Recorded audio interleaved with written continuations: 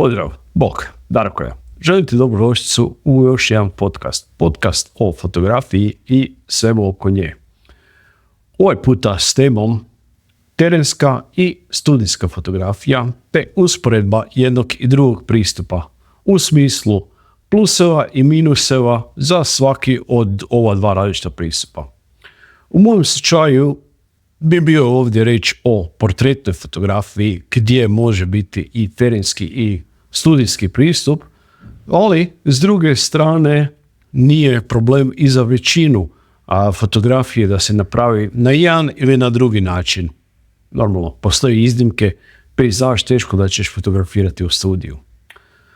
Uglavnom, da počnem prvo možda sa terenskim pristupom koji onako većinom kako fotografi počinju sa fotografijom negdje na terenu. Jer kao prvi plus je nije ti potrebno puno opreme.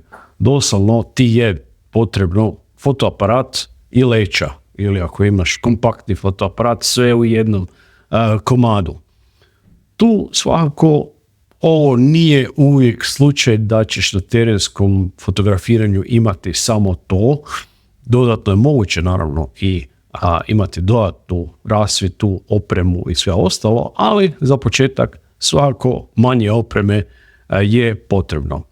A kao druga stvar koja bi bila plus je što fotografiraš ljude za portrete prvenstveno u njihovom prirodnom okruženju. Vjerojatno odeš kod njih i fotografiraš ih tamo gdje se osjećaju sigurno i dosta ležernije fotografije na taj način u stvari možeš dobiti. Treći plus bi bilo svakako što se tiče same okoline, imaš puno veći odabir pozadina, takve gdje se može postaviti sve osobe, što se može dodatno fotografirati i na neki način istražuješ što je sve moguće fotografirati tamo. Sad s minusima. Što je minus kod terenske fotografije? Jako si ovisan o vremenu. Ovisna, jer svakako ne možeš utjecati na vrijeme, po time mislim na vremenske prilike, ali isto tako i svjetlosne prilike gdje obavezno moraš određeno doba dana ili noći fotografirati da bi dobio željeni rezultat. Tako da tu stvarno potrebno je što se tiče vremena i vremenskih prilika vani, na primjer. Kad je kiša, baš vjerojatno neće ispasti neke fotografije ukoliko baš ne želiš takve ugođaje kišni odabrati da je rezultat fotografiranja. Također negativno je malo veći problemi sa samom logistikom. Gdje i kako sve uskladiti da se dođe, možda također i dodatno tvoje putovanje do tamo je potrebno uskladiti, možda dodatno vrijeme, ako je udaljena lokacija, možda čak i smještaj ti je potreban.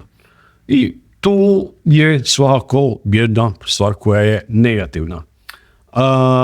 I naravno, budući da uz samu lokaciju znači da će biti potrebno ovakve stvari, potrebno je vjerojatno i više dogovora. Tu u osnovi je to što se tiče negativnih stvari osnovnih. Sad, za studijsku fotografiju, plusevi.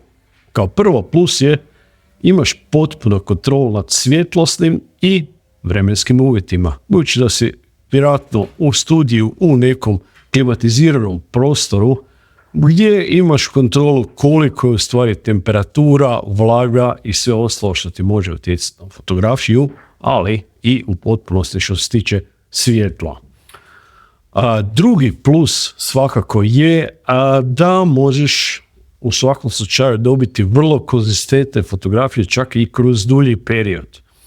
I po time mislim ne samo u toku dana gdje bi se na terenu moglo svjetlo mijenjati što se tiče ambijentalnog svjetla od sunca do svjetla koje već postoji unutar prostora, već i do toga da i kroz nekoliko mjeseci, godina možeš doslovno iste svjetlosne uvjete postaviti da su u tom prostoru uz postavke koje si negdje zapišeš, ako je riječ o par mjeseci i godina razlike, ipak treba to zapamtiti.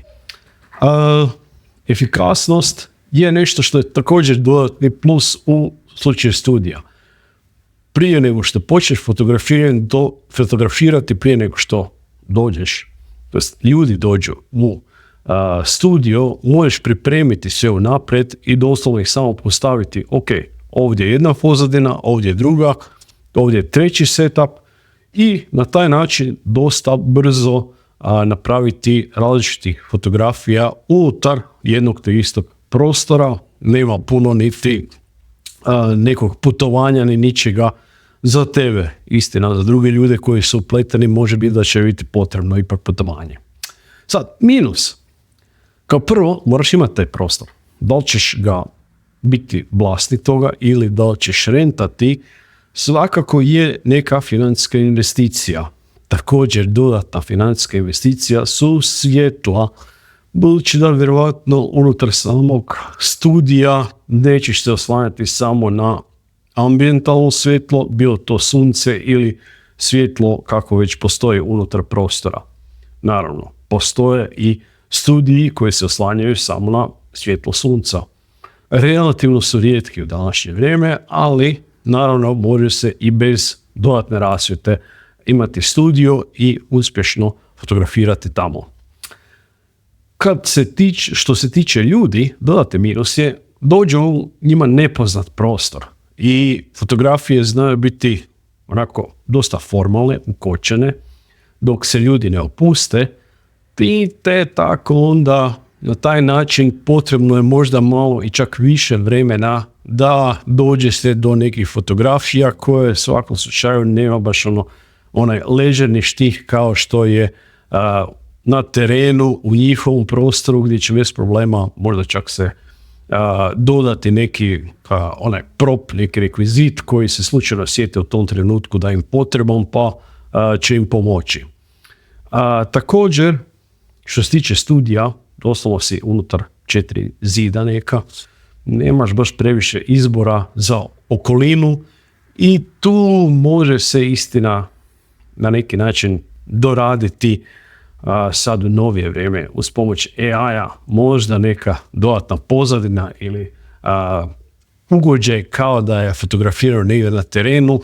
Nije to još baš onako odlično kako bi trebalo biti, tako da ovo stvarno za slučaj kad se drugačije ne može u studiju napraviti da je izgleda kao terenska fotografija, ali što se tiče samih općenito različitih setova unutar studija, tu imamo ili neku pozadinu jednoličnu, čisto jednobojnu ili možda one slikarske pozadine, možda čak neki setup, stolice, stol, slično, ali van toga baš i nema previše nekog izbora, doslovno smo na određeni interijer prisiljeni da tamo napravimo što već možemo. I to je bilo plusevi i minusevi za terensku i studijsku fotografiju. Što se tiče jednoga i drugoga, da i jedno i drugo ima i prednosti i mane što se tiče samih rezultata. Postizanje tih rezultata, drugačiji ugođaj se može dobiti i jedno i drugo također ima svoje mjesto u fotografiji gdje je već potrebno po određenoj namjeni napraviti da li nešto na terenu, da li nešto možda baš u studiju je potrebno raditi.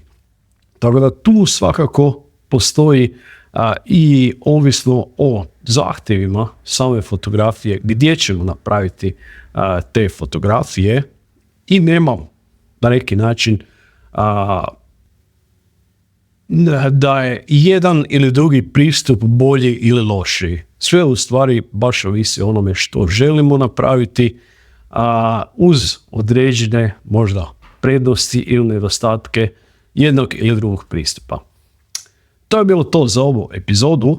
Ukoliko ti izgleda korisno, odlično, a ako misliš da bi nekom drugome također moglo koristiti, šeraj, hvala ti unaprijed na tome i vidimo se, čujemo sljedeći puta. Pozdrav! Bog od Darka!